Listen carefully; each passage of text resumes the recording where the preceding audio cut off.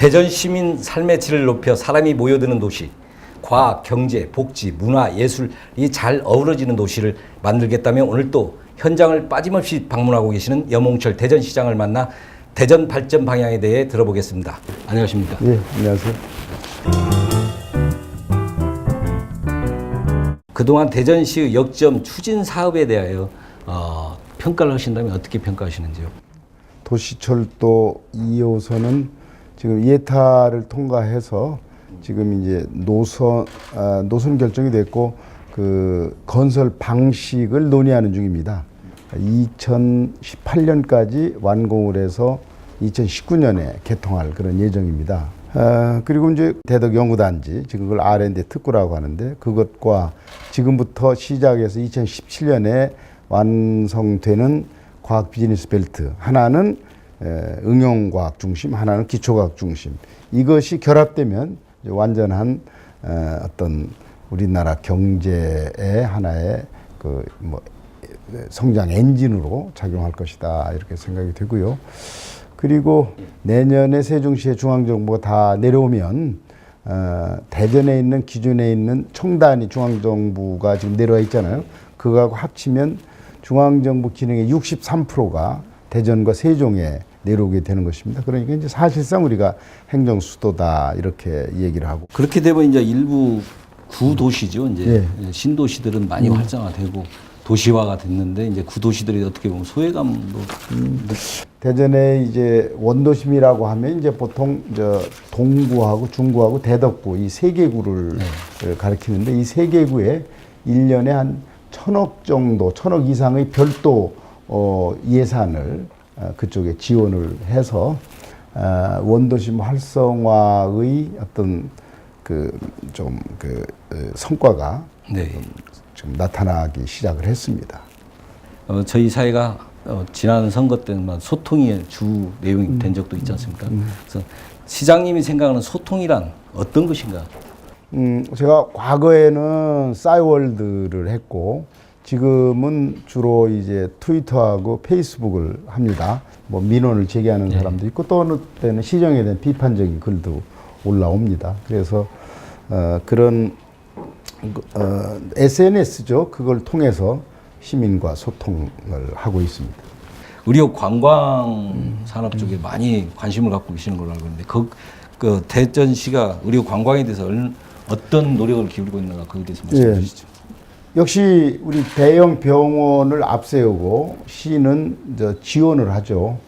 중국, 그다음에 러시아, 몽골, 그다음에 베트남, 이런 곳에 우리 시와 의료진들이 직접 나가서 마케팅을 하고 있습니다.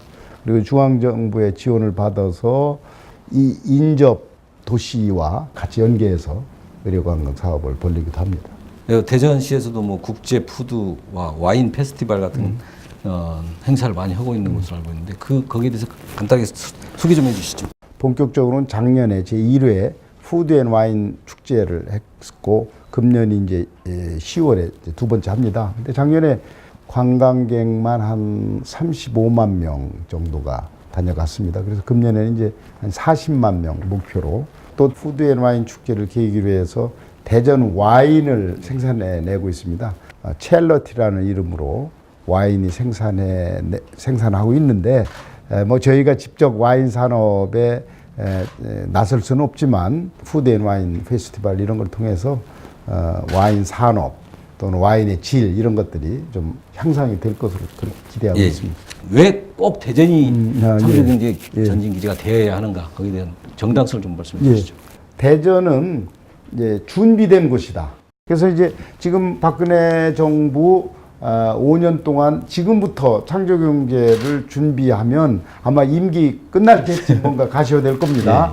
그러나 대전에는 이미 인적 물적 인프라가 다 준비가 되어 있기 때문에 바로 시작할 수 있다.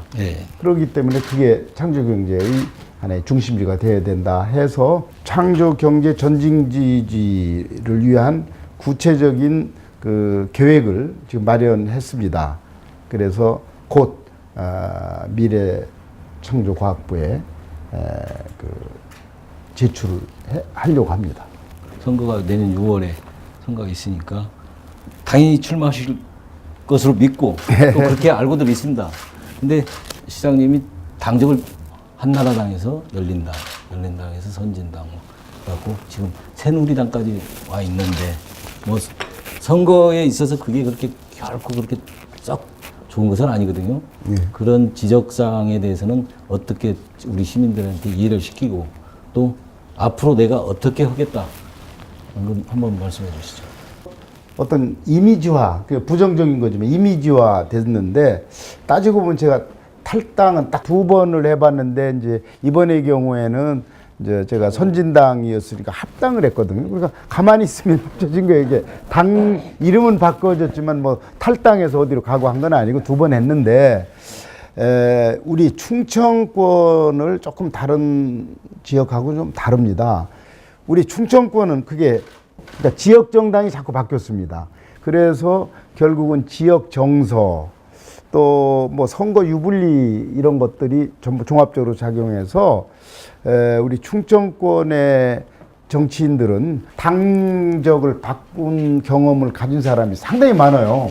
우리 시민과 우리 공직자들이 이런 것을 좀 도와줘야 되고 이런 것은 지켜졌으면 하는 그 당부의 말씀이 있습니다.